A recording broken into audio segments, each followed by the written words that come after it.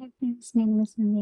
6 ముక్కల క్రాస్ లంగా ఎలా కట్ చేయాలా ఇప్పుడు చూద్దాం. నేనైతే 2 మీటర్స్ క్లాత్‌ని తీసుకున్నాను. క్రాస్ లంగా కట్ చేయడానికి నడుము లూజు, లంగా హైట్ అనేది ఖచ్చితంగా కావాలండి. వీడియోలో చూపిస్తున్నాను కదా! 5 ఇంచెస్‌ని డాట్ పెట్టుకొని నడుము బెల్ట్ అనేది నేను కట్ చేశాను. తర్వాత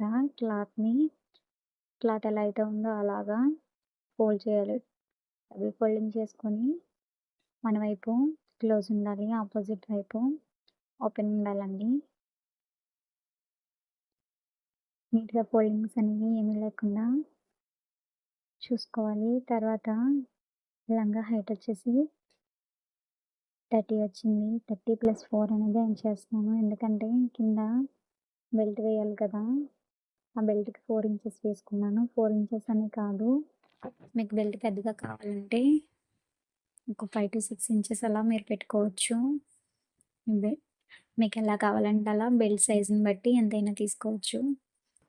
డాట్స్ పెట్టుకున్న తర్వాత ఒక లైన్ అనేది డ్రా చేసి కట్ చేసేయడమే. ఇది క్రాస్ లంగా కాబట్టి పీసెస్ అనేవి క్రాస్‌గా రావాలి అంతేనండి. అక్కడ నేను విడ్త్ అది హైట్ ఎంతుందో చూస్తున్నాను. 18½ వచ్చింది.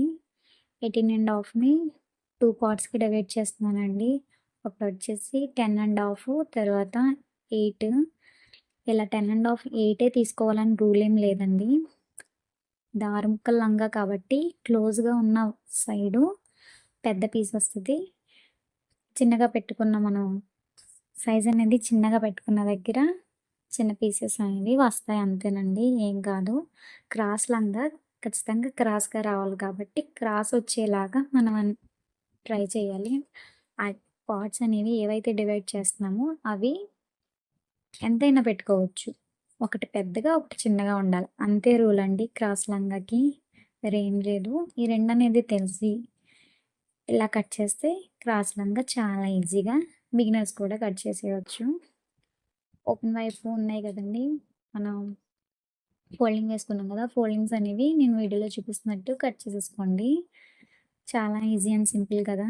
బిగినర్స్ కూడా ట్రై చేయొచ్చు. ఇప్పుడు వేసి చూపిస్తున్నాను చూడండి. క్లోజ్డ్ వైపు పెద్ద పీస్ అనేది వచ్చింది. మనం తక్కువగా కట్ చేసింది పీసెస్ అనేవి చిన్నవస్తవి అంతే. స్టిచ్చింగ్ కూడా పోస్ట్ చేస్తాను మన